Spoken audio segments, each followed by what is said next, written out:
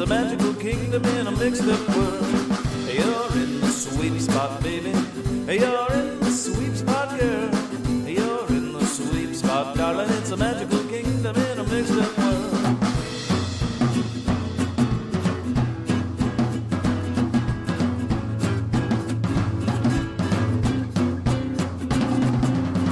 You're in the sweet spot, baby. You're in the sweet spot, girl. You're in the sweet spot, darling. It's a magical kingdom in a mixed up world. It's a magical kingdom in a mixed up world. It's a magical kingdom in a mixed up world. Welcome to the Sweet Spot Podcast. My name is Lynn, your host, and Ken is my co-host. Ken, how's it going?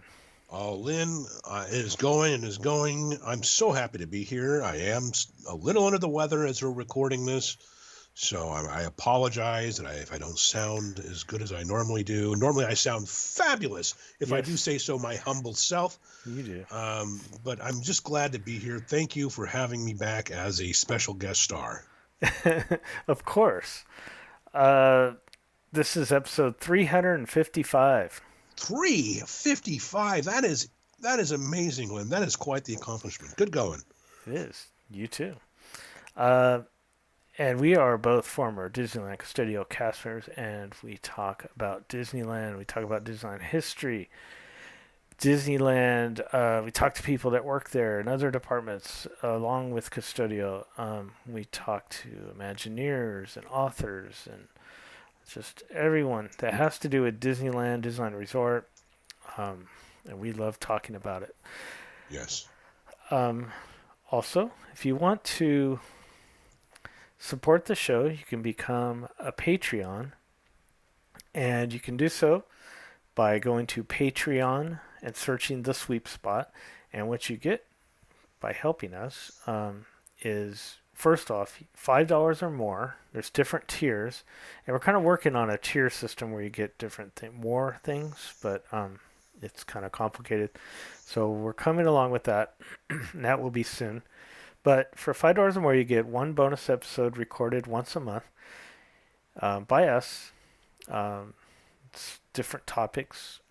Sometimes it's trip reports. Just last month, we did Ken's trip report to Disneyland, and it was a lot of fun. And this month, if you're listening to this in mid-March of 2023, you will get our next bonus episode, which will be another trip report by both of us. So we didn't go together, but just different ones. Not this time. It's been a while. So you can join that. You can go to our website, thesweetspot.com, and also there's a link there to click on that. And I forgot to mention, you also get to join us as we record the current events live. You get to be a part of the chat and we kind of include some of the comments with our discussion as we talk about Disneyland news and topics in the area. So you get that when it's working. No, it usually does. And speaking of Patreon, I wanted to mention that we do have a new Patreon this month. All right. And her name is Barbara. So thank you, Barbara. We hope to see you over in the live chat during our current events. And also, we are authors of the books Queen of the Kingdom. We have 2 volumes out. You can get them on Amazon. I wanted to mention that we are now sold out of our first book on our website, and it'll be at least a month and a half to 2 months before we can get those back in. But you can get it on Amazon. Yes. It just won't be signed. No, yeah. Yeah, so the ones we get in, they're just for our website. They're signed copies, and I mail them out. And you can still get the second book on our website, and we still have a couple copies left of our audiobook that's on USB drives, limited edition. We're not going to reprint these that we know of. So you get them. They're going to go soon. First come, first serve. So go to the website, thesweetspot.com, and get those. You can also hear and buy the audiobooks through Audible if you choose to do it that way. All right. Tonight, Ken, Well, before we get in that, I wanted to mention something. So, as you know, I am a concierge travel planner, and I've been doing that for a year now. And we've kind of mentioned in our show that I do that off and on, but you're going to be hearing a lot more about that now. Um, so I can book. I still work with concierge, but I can book Disneyland vacations. I can book Walt Disney World, Disney Cruise Line, Disney's Alani, and Adventures by Disney. And also, it's not a Universal podcast, but I can book Universal Orlando and Universal Hollywood. And the thing with concierge is that we're just not, book the trip and say, have a good time. See you next time. I'm with you every step of the way. So I talk about, the needs in your group and what some groups have special needs where they need this or they need that. And I try to cater to those things. We also can help with dining reservations. That's something that's complimentary when you book a package with me. I'd love to do that for the guests. Also, I give suggestions. If you've never been, I kind of will help you, must-see attractions and things like that. Any questions you have, I've helped someone rent a scooter. We can do that. So it doesn't cost you anything extra by booking with me. It's just part of Disney pays me, not you, and it's just part of our service. So you can contact me at Barron. That's LBARRON at concierge. That's CONCIEARS.com. And you can also go to our website, thesweetspot.com, if you can't remember all that. And there's all that information's there on our front page, how to get a hold of me. So, yeah. I hope to hear from some of you. Even if you say, you know what, I'm good. I know how to book everything. You know what? Give me a call. I bet there's something I can still help you with, and you'll be happy with that. So, all right, Ken. Let's move on with the. What is the main topic tonight going to be about? We are going to talk about Disneyland 1993. Yay. I'm excited. I love talking about the years when we discuss these, because you can kind of pinpoint some of the major things that happen within that year, and it's always interesting. So let's just get right into it. I'm excited. For the first time in over 20 years, a new land has been opened at Disneyland. It's Mickey's Toontown, home to Mickey Mouse and his friends Donald Duck, Goofy, Chip and Dale, Roger Rabbit, Minnie Mouse, and the rest of his cartoon pals.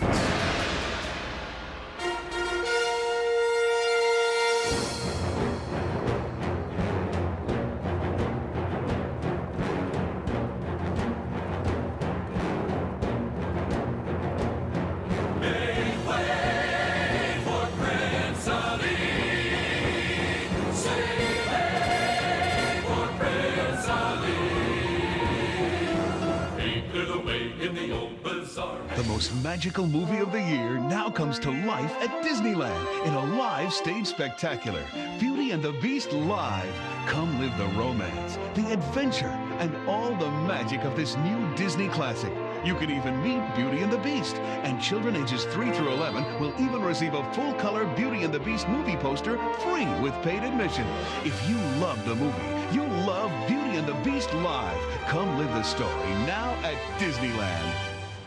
Okay, so we're going to continue a series that we started years ago where we talk about a year that ends with the current year that we're in. So we're in 2023 now, so we're doing years that Disneyland was open, ending with threes. So we're reserving 1963 for Jim Corcus. We wish him well and hope that he recovers well, and sometime before the end of the year, he's able to join us again to go over 1963.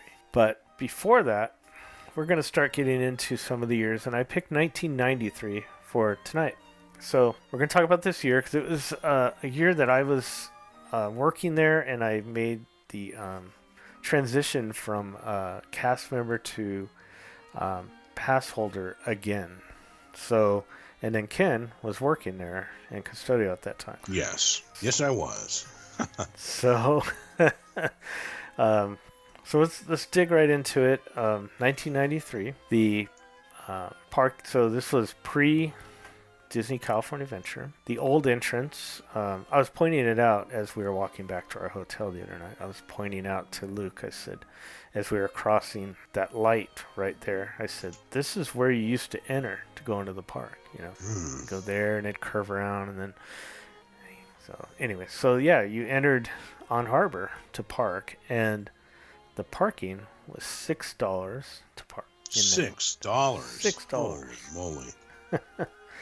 Oh boy. Once you parked, you had the option to take a tram or walk, and walking really wasn't that bad. I think that it's closer to walk from the furthest parking spot in that lot than it to the entrance than it would be to walk from Mickey and Friends parking structure to the entrance. To me, it seems like it. Yeah, it's more of a psychological thing. Probably because you could see it. Yeah. You know, yeah.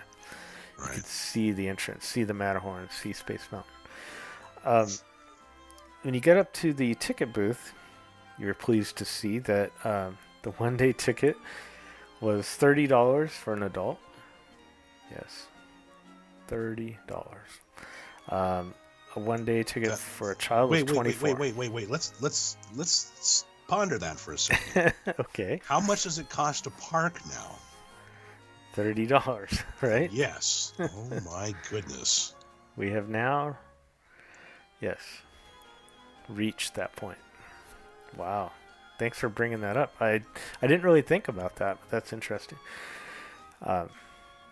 So then, I got all this information that was interesting. So the two-day ticket was $45 for an adult. Oh wait, 45. Is that right? We're gonna move on because I can't read my own writing. So professional, right? That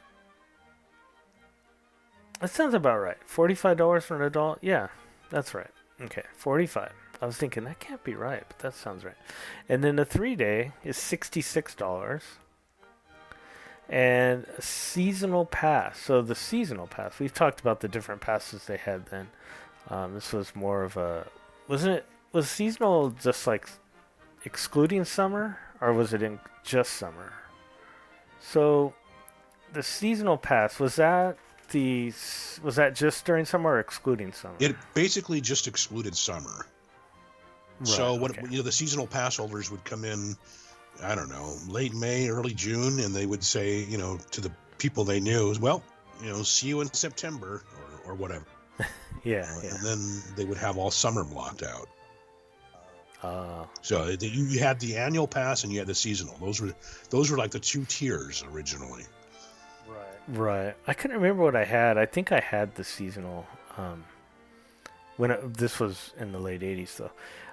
Okay, and then they had a parking seasonal. It was only $10 for the parking seasonal, which is weird because $6 each time. And then they had the annual one, which was year-round. Right. Probably had some blockout dates. It was $165. Yeah, I don't know if they had in 1983. I don't know if they had any blockout dates by then. Probably not. It was so. Maybe by the time Indy opened or something in there. So interesting. So yeah, that's kind of the prices and everything. There's some more things, but I just wanted to put in the basics. So Main Street, as you enter, a lot of the same things are still there today that were there in '93. Obviously, there's some changes, but we're just talking about major things for this discussion, for lack of time. But as you go up Main Street, you do notice that the Jolly Holiday is the Plaza Pavilion, which is where I worked my last shift in 1993. Yeah. Where you could find the world famous Lynn Barron. You don't have any of those. You don't have those bypasses behind the behind Main Street. No, no. And they also had the Plaza Gardens Yes. with the stage and the restaurant there off of the hub there next to the castle. And let's go into Adventureland. You have Walt Disney's Enchanted Tiki Room. You have the Tahitian Terrace, but it closed that year on April 17th. Right. Because they wanted to do, you know, you had the renaissance of Disney animation, and Aladdin was the next big thing. So they wanted to do something for Aladdin, so they took away the Tahitian Terrace and changed it to Aladdin's Oasis. That's right. And that opened on July 1st.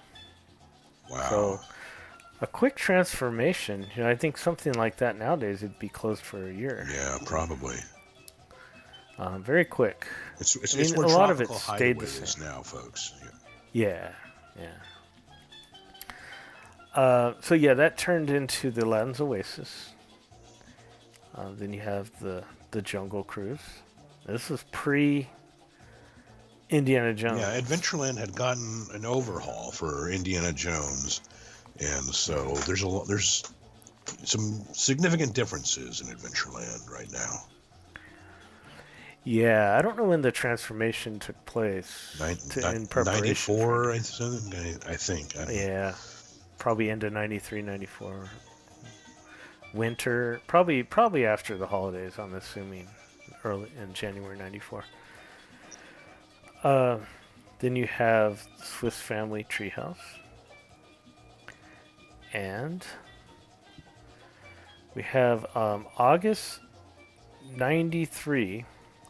So this is, we were just talking about that. I'm reading my notes here. August 93, the ground was broken for Indiana Jones. But that could be like backstage or, you know, like not in the area. Yeah. Where it's visible to guests. Most of the work wasn't visible to guests. So. Right.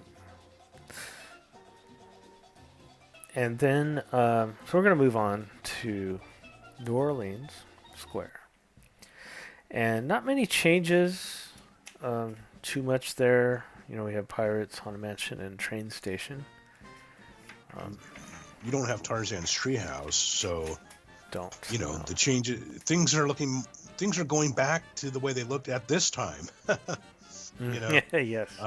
You have the Disney Gallery, of course, which I'll always mention that if I think it's relevant. Yeah. Yeah, I almost forgot about that. Yes, you did have that. And the area was already transformed into how it looks, not now, but how it looked like 3 or 4 years ago. So,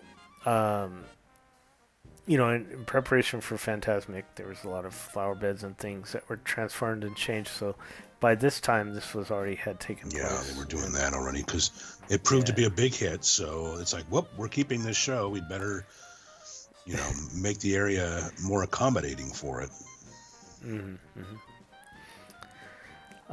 We have Critter Country. Now, Splash Mountain is not very old at this time, just a few years, right? Right. I mean, it's only, you know, it opened in July, opened officially in July of 1989. So 4 years old. Yeah. That's nothing. So, Country Bear Jamboree. I put this in here. Teddy Bear's Swingin' Arcade. Yeah. Yeah. The tail end of Critter Country was a little different. Yeah. You know, mile-long bar, which had been changed into the Bear Bar for Critter Country. But then the arcade, and then you had the store as the third thing there. Yeah. Right, and of course, Hungry Bear restaurant. And we're going to move on to Frontierland now. There's some things that are not there anymore. We're going to start right off with the Mike Fink keelboats. Oh boy. Talk about, memories. That would still go for another 4 years. It tended to be a seasonal attraction. Mm-hmm. And it was very much like the Jungle Cruise in the sense that it shared some of the same jokes, same kind of sense of humor. But it gave you a unique perspective on the river. Yeah, you could sit at a different level than some of the other things. Get closer. Wasn't on a track, so they were able to kind of maneuver a little better. Yeah. Then we have the canoes, of course. Then we have the rafts to Tom Sawyer Island, and you still had the fort. Guests can still go into the fort and shoot off the guns. All they did was they made a noise. That was it. Yeah. The snack bar was probably there then. I'm sure it was. Yeah. You had a snack bar in the fort that had pickles and lemonade and probably some chips. Probably. Yeah. Then we have, of course, the Mark Twain, sailing ship Columbia, and the Golden Horseshoe had the Golden Horse Jamboree at that time. Really? Still had the Jamboree? Because the Jamboree is what replaced the legendary Golden Horseshoe Review. Mm-hmm. Yeah. I was surprised also. It's just still going. Wow. Of course, Big Thunder Mountain, Big Thunder Ranch, and Big Thunder Barbecue. Yeah, yes. That's partially what Galaxy's Edge replaced, the Big Thunder Barbecue. You really don't have a similar experience to the barbecue and the ranch anywhere in the resort right now. The closest thing to that area is probably they could do something somewhere over at California Adventure at the Redwood Creek Challenge Trail, They could. I mean, ranching is a huge part of California history. Right. So, not that it matters, not that it has to be tied to California at all to be in there. But they could do that, Yeah. I was just thinking because that area seems a little... I mean, it's fun for kids, and it still could be, but they could also incorporate like a little eatery kind of outdoor thing there. Yeah. So let's move to Frontierland. We're zooming right through this, but there's plenty to talk about. So, Fantasyland. So you also still had the Skyway to Tomorrowland. Oh, yes. Mm-hmm. That was still around for, it's going to close in 94, I believe. Yeah. So, you still have the Skyway. Yeah. It was near its end, but not yet. Going through the Matterhorn. Yes. Giving you those great views of Fantasyland and Tomorrowland. And also a great transportation method. If you wanted to go from Fantasyland over to Tomorrowland, the one edge of Fantasyland over to the other side of Tomorrowland, it was great. It was convenient. Especially during a parade. And, I mean, you could, let's say you're behind Thunder Mountain and you're like, I want to go back to Main Street or, I want to go back to Norland Square, but I don't want to just walk there. You could take the Skyway over to Tomorrowland, get on the Disneyland Railroad at the Tomorrowland station because you were right there. Yeah. Very, very convenient. Wow. Yeah. Yeah, like I said in the parade too, because sometimes getting past through the parade was hard to do, especially in the Fantasyland area there. Casey Jr. train. We have Dumbo, Storybook Canal Boats, Pinocchio, Snow White, Peter Pan, Mr. Toad, King Arthur's Carousel, Sleeping Beauty Castle Walkthrough, the Teacups, and Alice. Not done yet. That's a lot, though. You have the Matterhorn bobsleds, and you still have, for 11 days of 1993, you still have the motorboat cruise. Oh boy! But it was the motorboat cruise through Gummy Glen. Yes. It had been overlaid with a very decidedly temporary feel for the Care Bears. Mm-hmm. They were promoting Care Bears. They had promoted the Disney Afternoon cartoon block. Oh. You know, it had 4 half-hour cartoon programs, and so 2 hours of programming, and so they had put that in there to promote that. Yeah, it was only open until January 11th, or it closed on January 11th. They figured it's a trade-off because they were opening something in 1993. Yeah. So. Oh yeah, nearby. We also have the Fantasyland Utopia, and that remained open a little longer, although it took up that area a little bit. Mm-hmm. But and that became more of a seasonal thing also. Like busier days, they would open up the second Utopia. Yeah, it was Rescue Rangers. Rescue, yeah. Is what it was by this time. But, it had originally started as a junior Utopia, I believe. Yeah. But by the time I can remember, it was just identical in terms of operation to the Tomorrowland Utopia. There was no difference. It was the same cars. They weren't modified any differently. So yeah. It's just an extra. But when they took over that space, they kind of added most of that to the Tomorrowland Utopia when they redid the Tomorrowland Utopia. Oh, right. Yeah, they kind of, was it 99? They kind of combined both. Yeah. Of those, yeah. Made it longer. We have It's a Small World. We also have Fantasyland Theater. And Videopolis was still going at that time. And we had a show going on over there, Beauty and the Beast musical. That was really popular. Yeah. I mean, it's not quite the Broadway version, but it was very popular.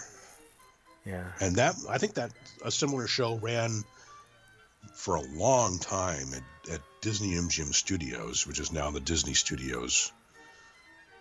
But I think the shows opened up at the same time basically, and then the one in Walt Disney World just kept going for like a long time, as far as I recall.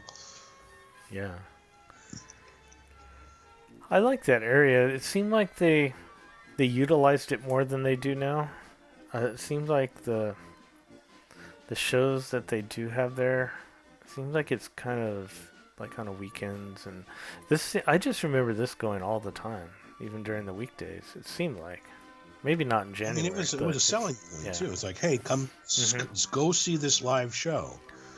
Yeah, it's something new. It's something that's not going to be around forever. Go see this live show.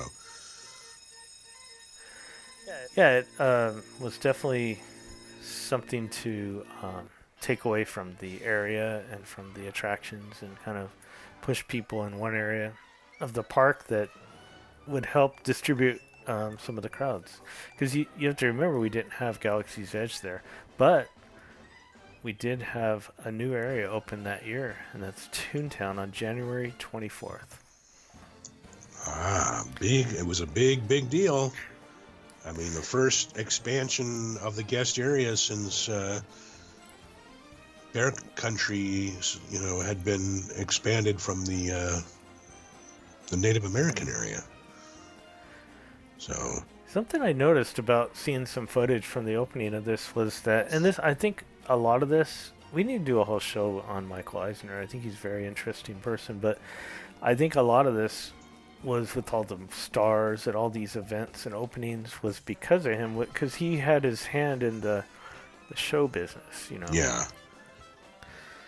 He had a lot of he had stars been with come out. Paramount before Disney. Yeah. Yeah, and there was a lot of stars there for this opening. Well, Which there was Harry Anderson, who had been doing TV specials for Disneyland, Disneyland-focused TV specials, I think. And remember, this is before Disney owned ABC, so they were happy to do all kinds of stuff with like NBC and stuff like that. And Harry Anderson was, of course, at the time he was known for Night Court. He was the star of Night Court, which was a hit show from like 1984 to 1992. I actually met the guy, not at the Toontown event, but years later. He's a magician in his own right and things like that. Very fascinating guy. Very sorry that he passed away. Yes, it was a big deal for this land to open. You said you remember Did you work there around the first year that it opened? Yeah, I'm pretty sure I did.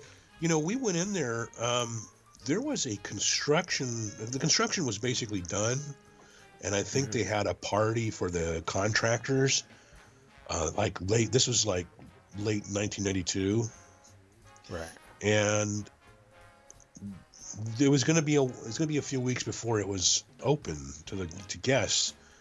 So a manager and I went in there and we stripped all the stock out of the restrooms because we didn't want people in there using the restrooms. By people we mean cast members, contractors, not guests. Guests wouldn't have access to it. But we went in there to strip all the stock out of it. So that was like, I think the first time I got a really good look at it. And so that was really interesting. Just, yeah, it was very different than the rest of the park. Yeah, it was very different look, than anything else that they've done up to that point. The way the architecture was, the way they had a big background, the hills, and very bright looking when it opened. They have let's read off some of the things they had there. Some of these things still exist so as we record this, Toontown is just a couple days away from reopening. But a lot of these things will be back. Some of these will not. Mickey's house, which is like they had the Mickey's meet and greet in there where you can meet Mickey Mouse and get your photos taken with him. Minnie's house, which was smaller, but usually Minnie was around her house. Like if she wasn't up by the porch, she was usually on the side or in the back by the wishing well there. Goofy's bounce house had kind of changed over the years. Yeah. I mean, it started out as the bounce house where kids could, maim each other by crashing into each other. Yeah. I mean, you have to... You started off with the bounce house. You started off with a couple of features having slides. Yeah. Like I think Donald's boat had slides. I think Chip and Dale's treehouse had slides. And I think there was a point where Disney just said, you know what? We're going to take those things out because it's just, every once in a while a kid's going to get injured and we'd just rather not have to deal with that. Well, I'm sure injuries led to to them taking it out. Also, they had this like Donald's boat. They had this like netting. It was like this, not netting, but it was like rope ladder thing that they had, and you can climb up that, which is, I don't think they do anything like that nowadays. But yeah, they had that, and then so Goofy's bounce house, Donald's boat we mentioned, Chip and Dale's treehouse, no longer there, which had it was didn't it, you go up like through stairs and then you slide down? I think that was it. Yeah, you would, but then they took out the slides, so it was just like you go up some stairs and then you go down some stairs or whatever, Yeah, it wasn't very exciting. what was They it had the acorn crawl. next to it? Yeah, I was gonna say it was the crawl. Okay, which was trying to one think, of our what's the name of that? favorites Oh yeah. in Custodial.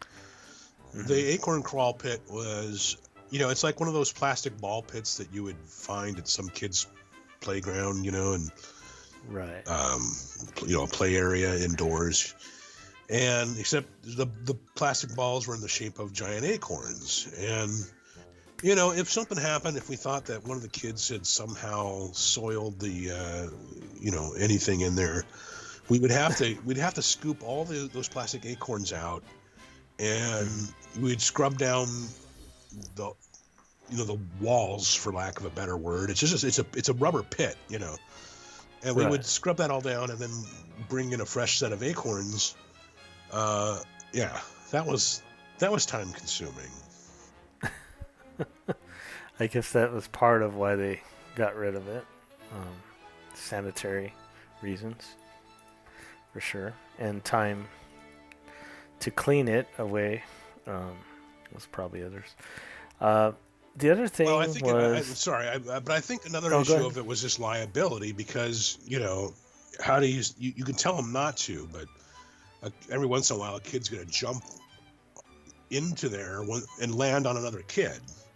Oh yeah, that's underneath them. So there was just another thing of, sure, lots of places have something similar, but we're just not going to take the risk.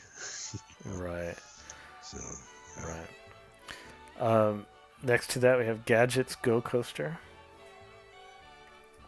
and one of the shortest attractions at Disneyland. And it was a nice little coaster. There's been similar coasters to that in other parks that are slightly bigger and can load, like they'll have 2 trains or whatever.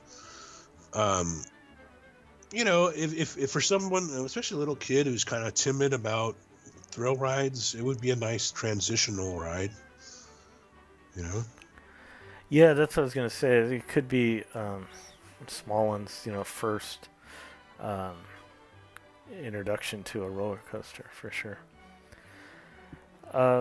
Then we also have the Jolly Trolley, which didn't really have like an official queue for it, but it sort of did, but it had like a stops that it stopped at, and people would kind of line up in their own way and just kind of get on, and it wouldn't fit very many people either. It would fit maybe 6-8 people, maybe.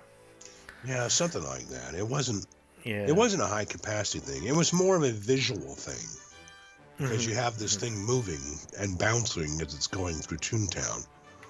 Yeah, for sure. So Toontown was a popular area. It was something that people went to. It was new, and it still is to this day a popular area in the park. Let's move on to Tomorrowland. So there's going to be some of these here that are no longer with us.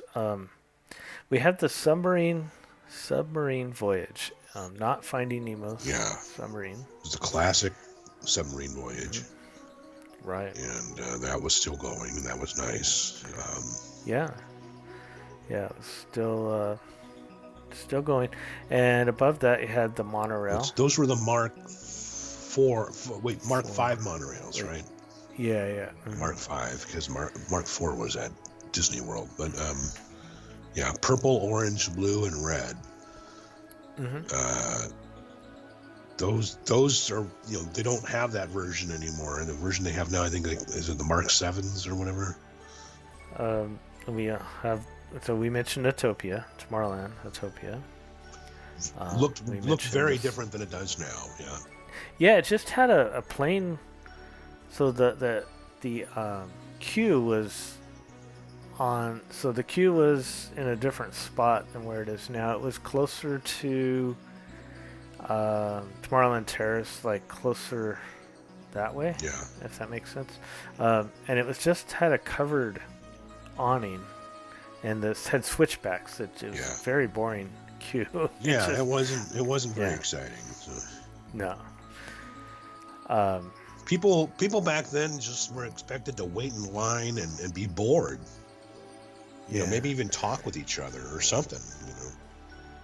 I have a weird memory of that queue, and I don't know if you remember this, but do you remember the ground, how I remember sweeping it, and I also remember going as a guest. It seemed like the ground had sunk down in the areas where the people walk, and where the bars went into the ground. Yeah, there's a little bit of that, and the surface. Yeah, I think the surface might. I don't remember if the surface was like. It was smooth. Okay, the surface was smooth. I was thinking the Matterhorn had a surface that was like sandpaper. Yeah, this one had slurry, I believe, in it, and it was probably is why it was kind of the way it was. It kind of sunk down in. I don't know if it was just so many people and it was softer ground, or maybe at one point they didn't have the covering and the sun got to it. But I just remember that. It was weird. It was kind of weird. Yeah. We have the Tomorrowland train station, of course, over there. Yeah. And the Skyway to Fantasyland. Remarkably like the Skyway to Tomorrowland. Almost identical attraction. The stairs, I remember waiting in line up those stairs. Yeah, back in those days, I mean, you know, if you were using a wheelchair, I don't think you could get up there. No, I don't think there was an elevator there. Then you have Mission to Mars, which closed. So the reason I mention this is that it had closed in '92, but the building still kind of remained there. It was by closing, you mean it finally failed to open? Yeah, because it was very seasonal. Yeah. You know, it was like if they were projecting huge crowds, they would schedule whoever they had trained on it. You know, and it wasn't. It was on its way out. I mean, you had to remember that there had at one time, still back in like 1989, Imagineering was going to redo Tomorrowland and have it done by 1992. And they were going to put an alien encounter where Mission to Mars was. So when that fell apart, it was just like, okay, what do we do now? You know, next door is the Carousel Theater. I mean, it had been America Sings, but that closed in 1988. So now it's just sitting there. It's called America Sang. We call it. It doesn't sing anymore. It sang. So it's 5 years into just sitting there. Yeah, 2 empty buildings next to each other now in '93. Yeah. It's and it would still be another 6. Well, at this point, it'd be 5 more years from '93 until something new would open in that space. Yeah. Then you have Space Mountain, of course. This still had the speed ramps leading up to the top, Those right? Very important speed ramps. Yeah. Yeah, they also had the speed ramps at the exit, which would have come in handy. Yeah, but Space Place is probably still there. Space Place is still there. You know, that's a restaurant that, again, another seasonal one, right? Yeah, seasonal. Yeah. You know, nobody really knew it was there. I mean, it probably would have gotten more people if you still had the open air stage over there instead of the Magic Eye Theater, but it was a good, you know, if you knew about it and it was open, it was like, all right, let's go over there. Let's fast food. You know? Yeah, because you have to remember that to enter Space Mountain, like we had just mentioned, the speed ramps were out in the front, so you would have no reason to go back in that area where the restaurant was. So the restaurant, if you don't know, was the windows were, so when you're heading up to Space Mountain now to get into the queue, it was right at the top of that little slope there. Yeah. And also we have the Peoplemover. Still going. Peoplemover's still going with speed ramps. But don't bypass the Magic Eye Theater, though. At this point, it's still Captain EO. Captain EO. Mm-hmm. Yep. It is. You know, in 1994, Walt Disney World, they would change their Captain EO to Honey, I Shrunk the Audience. And that eventually made its way to Disneyland, but not for another 5 years. The Starcade. Ah, the Starcade. speed ramp that led up to the top floor. Had 2 floors, yeah. A 2-floor arcade. Yeah. That was great. Spent a lot of time there. Yeah, I did too. We have the rocket jets up on top of Peoplemover. Ah, yes. There's just a lot of things going on at that point. Still having, different vehicles going throughout the area in a lot of different places. Peoplemover, the old Star Tours, the classic Star Tours. Yes. None of this. You're carrying a rebel spy. None of this. What trip is it going to be? It's the same trip each time. Was it always in 3D? No, it was not in 3D. No, it was not in that's 3D. right, yeah. You didn't. This was not in 3D. It was actual film projection, not digital. This was the film was on the back of the simulator, on a big bin. I was gonna say I was reading about that in this the Imagineering story, this book I've been reading.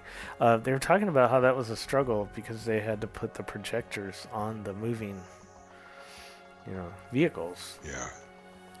I can see how that would be a struggle. Let's see. Oh, Circle Vision. So at this point, Circle Vision was still playing 2 shows.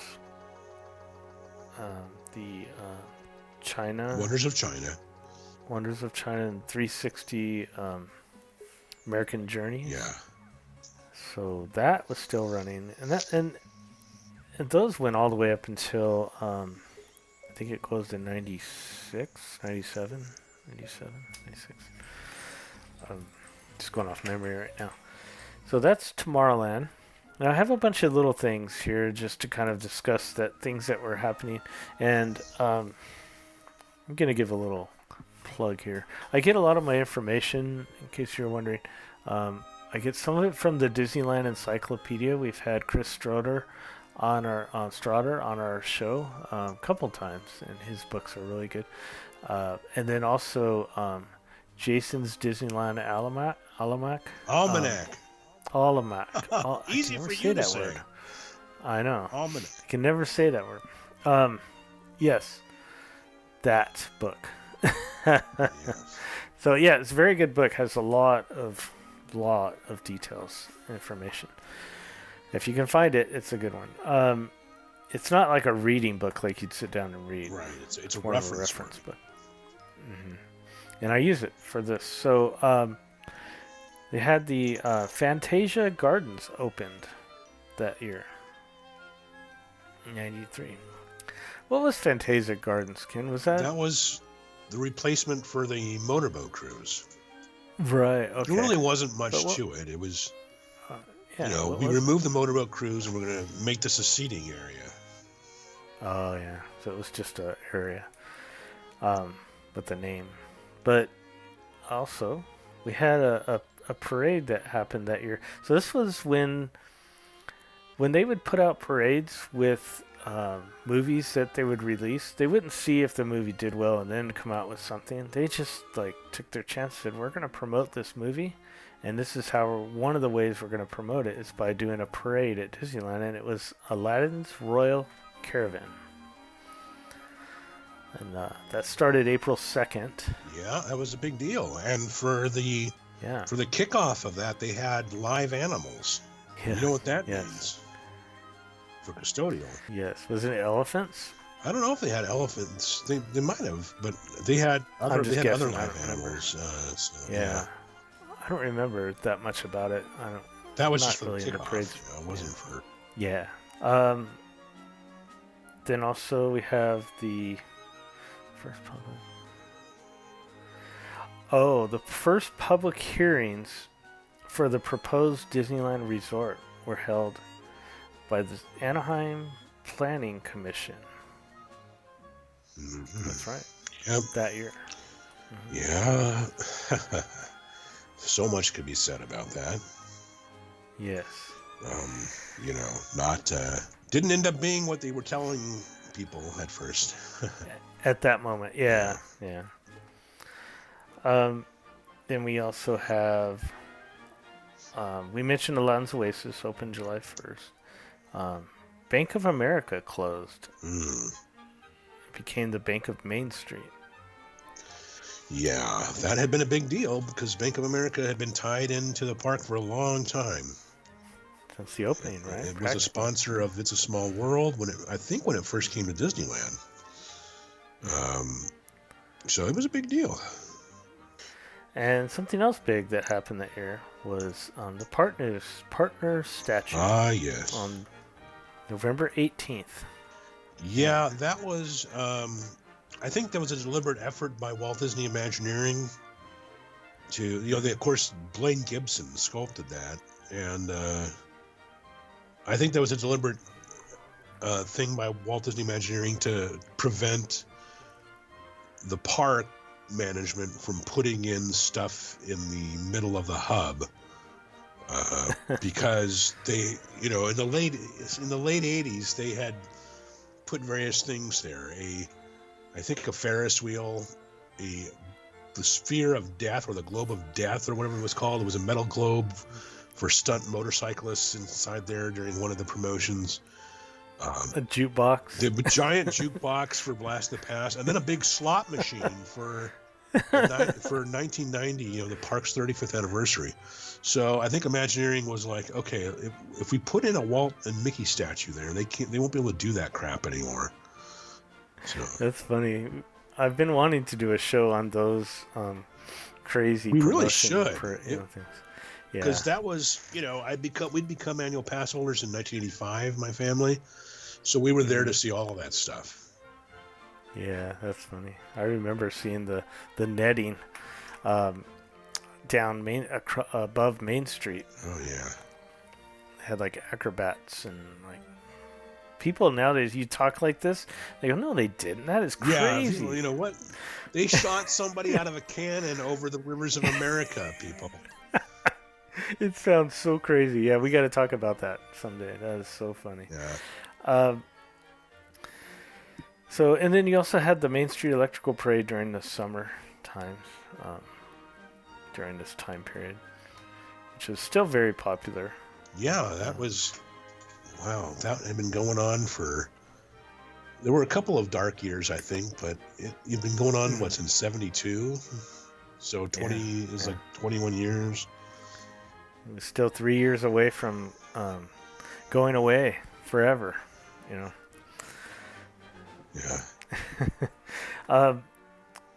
That's all. Those are all the little facts I have. I had mentioned that at that time I had worked a little bit into '93 as a cast member there at the Plaza Pavilion, Plaza Inn, and the in between. And Ken was in Custodio then. Yep. I wouldn't arrive in Custodio for another 5 more years at that point. 93, though, I think the one thing that stood out and we talked a lot about was Toontown. The reopening of Toontown. Well, that was a big deal, but it did not include Roger Rabbit's Cartoon Spin yet. They saved that for early '94. Were they saving it, or was it just not ready? I think it's a combination. I think they decided, I think at some point they said, let's not, try so hard to finish this. Let's kind of wait up. No, I mean, I think if they really, really, really wanted to, I think they could have had it ready in time. But I think it was just a matter of they made a conscious decision. Let's hold off on this and give us something big in '94, Park was a different place then. You still had an off season. You still had a time where January, February, excluding holiday weekends, even some of March was a slow park. I mean, when you're talking slow, you're talking like walk on every attraction practically. Well, you haven't had the resort upgrade, and right. It's the tail end of, the days of like Jack Lindquist. Because I think he retires in '93, maybe late '93 or early '94 or whatever. It's the tail end of the old guard that had been there from the days of Walt running the park.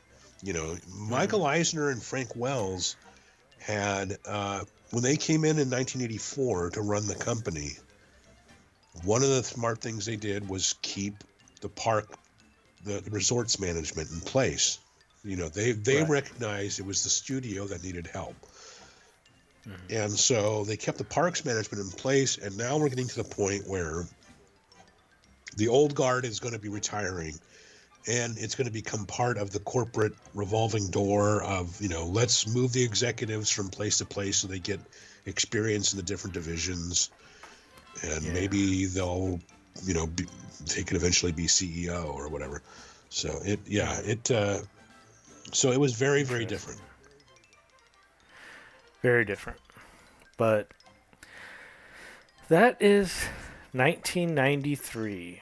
If you remember 1993, you could always write to us. You can write to us either way, but if you remember 1993 at Disneyland, you could always chime in and share with us what your memories are.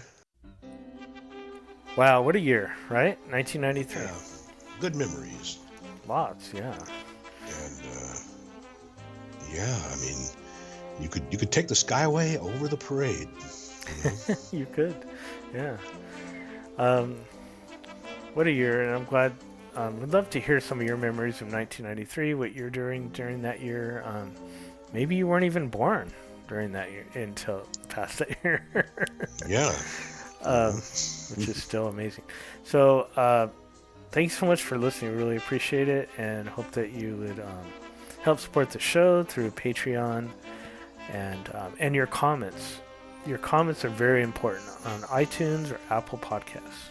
We'd love to read a new one every week if we can. And so if you've been listening to the show for more than one episode and you like it, please give us a good review over on iTunes or Apple Podcasts, and we'll read it on our next episode. Go to our website for all our goods that we have there. You know, we have our books and a couple audiobooks and links, and you can book a vacation with me through with Concierge, and just a lot of good stuff going on over there. So go to thesweetspot.com and check all that out. Yeah. Wanted to mention one more thing. Go ahead.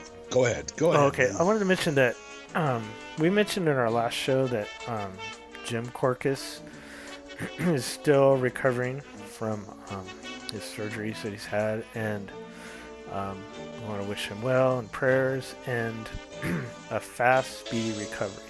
But one way, if you love Jim on this show, and I know a lot of you do, one way you could help support him and help pay some of his medical costs, because there will be a lot, is to go and buy a book, or buy several, on Amazon. Search Jim Corcus, that's Jim, and then Korkis, and he has many, many books to choose from, many on Disneyland itself, Disney World, Disney Cruise Line, movies, Walt Disney, a whole bunch of things. So go over there and buy some of Jim Corcus' books. I know he will appreciate it, and we will too.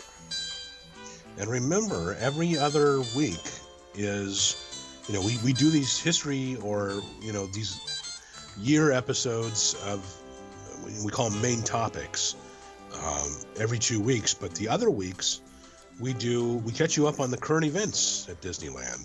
So we did that, and last week, and the next week we'll have another one.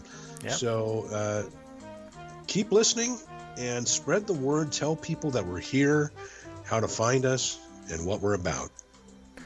That's right. Thanks for listening, and we'll talk with you next time.